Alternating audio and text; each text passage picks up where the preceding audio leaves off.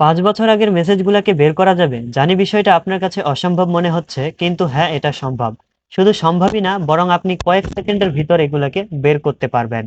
তো কিভাবে কয়েক সেকেন্ডের মধ্যে কয়েক বছর আগের মেসেজগুলাকে বের করতে পারবেন, চলুন দেখে নেওয়া যাক প্র্যাকটিক্যালি। তো সবার প্রথমেই আপনি আপনার ফোনে মেসেঞ্জারটিকে ওপেন করে নিবেন। তো মেসেঞ্জারটি ওপেন হয়ে গেলে আপনি আপনার যে ফ্রেন্ডগুলোর সাথে মেসেজে কথা বলছেন তাদের প্রোফাইলগুলো কিন্তু এখানে ভেসে উঠছে। তো এখন এখান থেকে আপনি আপনার যে ফ্রেন্ডের সাথে আপনার মেসেজগুলা বা কথোপকথনগুলোকে বের করতে চান, সিম্পলি সেই ফ্রেন্ডের প্রোফাইলের উপর ক্লিক করবেন। তো আমি আপনাদেরকে বোঝানোর জন্য আমার এখান থেকে একটা ফ্রেন্ডের প্রোফাইলের উপর ক্লিক করছি। তো ক্লিক করার সাথে সাথে কিন্তু আমি তার সাথে যা যা মেসেজ করছি সবগুলাই কিন্তু এখানে দেখতে পাচ্ছি।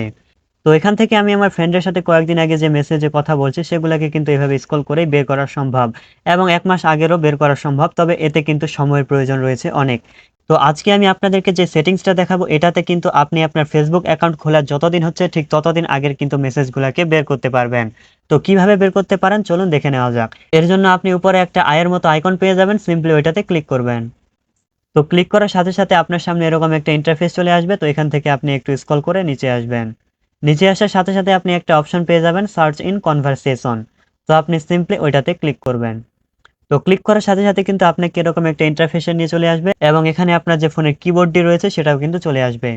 তো এখানেই কিন্তু আপনি আপনার ফ্রেন্ডের সাথে 5 বছর আগে কি কথা বলছেন সেটা কিন্তু দেখতে পারবেন। তো এটা দেখার আগে আপনি যদি আমার চ্যানেলে নতুন হয়ে থাকেন তো অবশ্যই চ্যানেলটিকে সাবস্ক্রাইব করে দিবেন। তো এখানে আপনি আপনার ফ্রেন্ডের সাথে কথা বলছিলেন এরকম একটা শব্দ লিখবেন, লেখার পর এখান থেকে সার্চ করে দিবেন।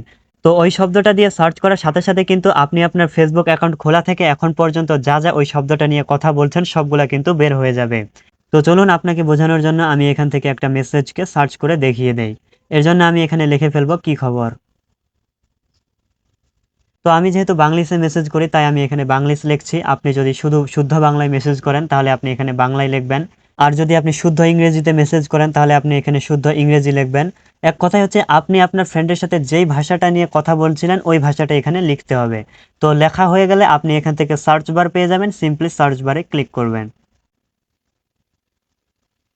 তো ক্লিক করার সাথে সাথেই দেখতে পাচ্ছেন কি খবর দিয়ে আমি তার সাথে আমার অ্যাকাউন্ট খোলা থেকে এখন পর্যন্ত যা যা মেসেজ করছি সবগুলাই কিন্তু চলে আসছে।